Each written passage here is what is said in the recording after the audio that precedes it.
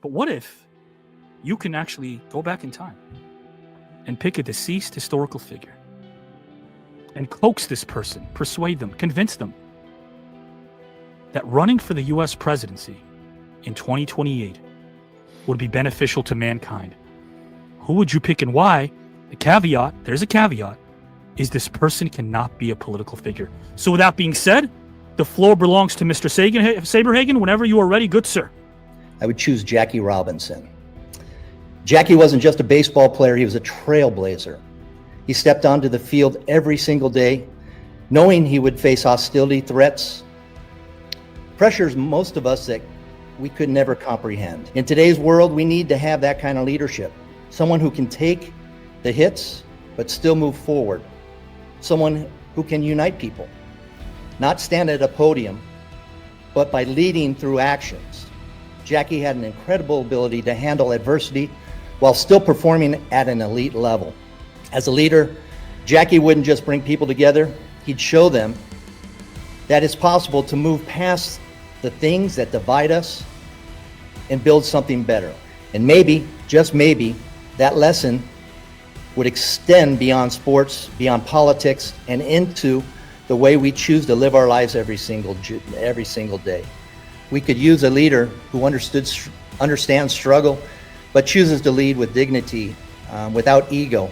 Because I don't think it's political to say that you can like a policy that someone is implementing and dislike another and not be all in on a person. Not worship them like they're cult leaders, right? Are we seeing too much of that, you think? I always compare things to sports, and people don't be so sensitive about if the decision doesn't go your way. Right. Just accept that and keep moving on.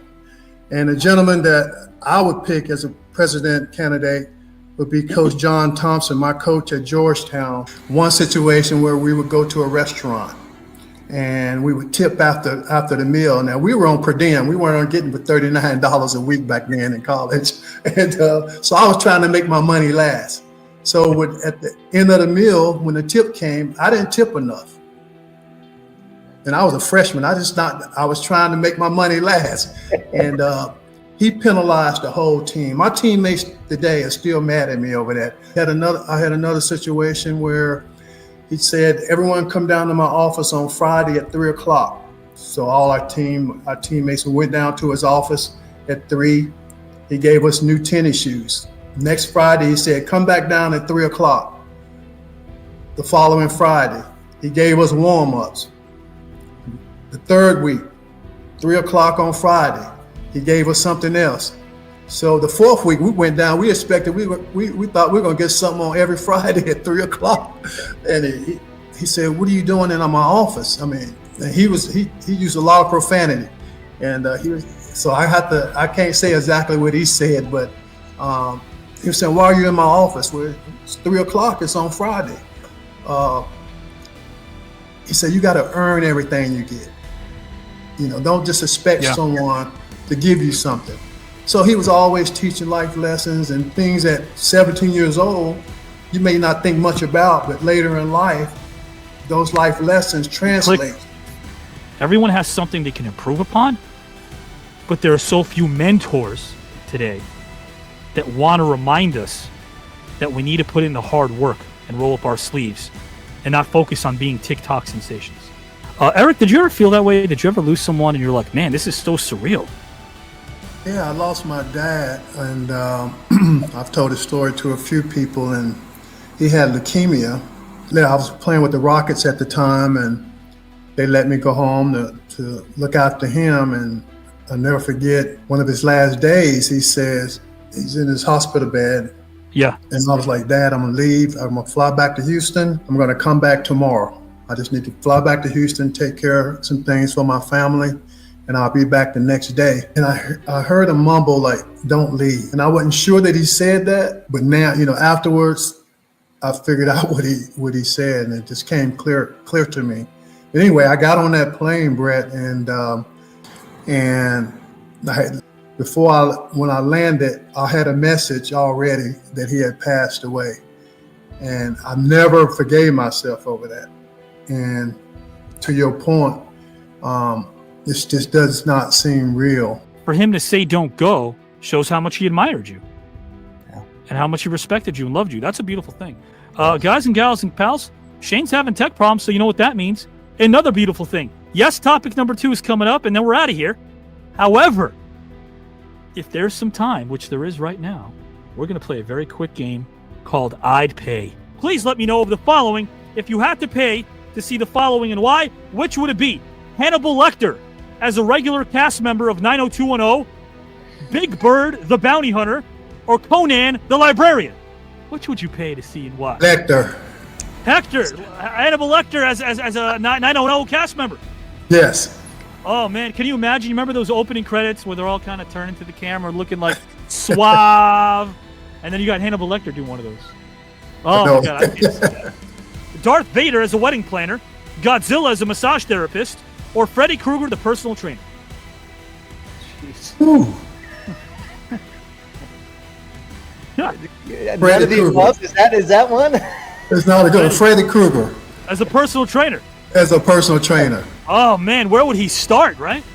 But he was all over the place. I mean, Wrist curls. he had to be in shape.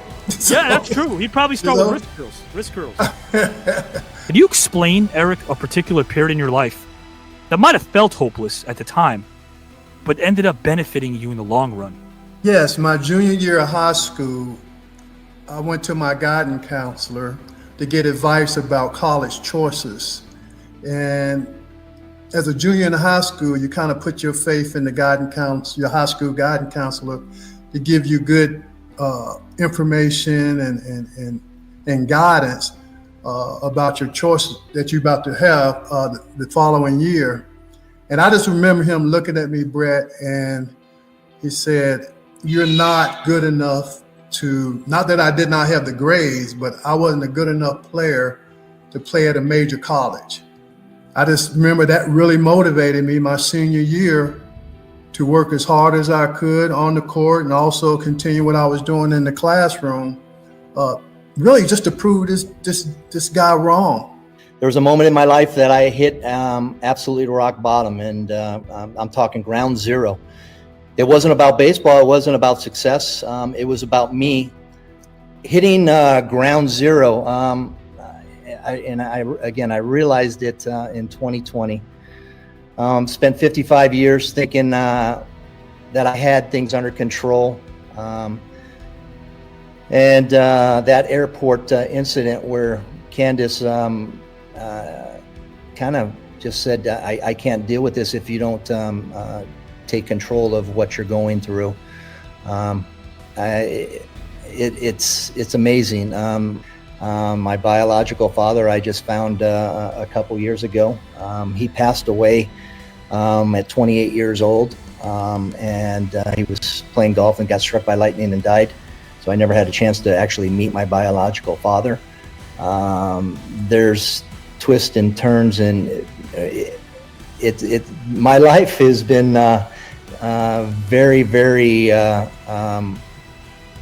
beautiful, but very, very hard. This is amazing. It's a great platform to have conversations like we're having about the topics that you're picking for your guests. I was telling people in my office today, I'm doing this amazing podcast tonight. Oh, thank you. About things that, and I love other podcasts, not talking bad about any podcast, but your platform gives us an opportunity to really let our guard down. And I mean, I'd never told anybody in public about that experience with my dad. And on your platform, I don't know why I did that, because it's so comfortable and we're talking about things that matter. And so thank you to you and for the invite.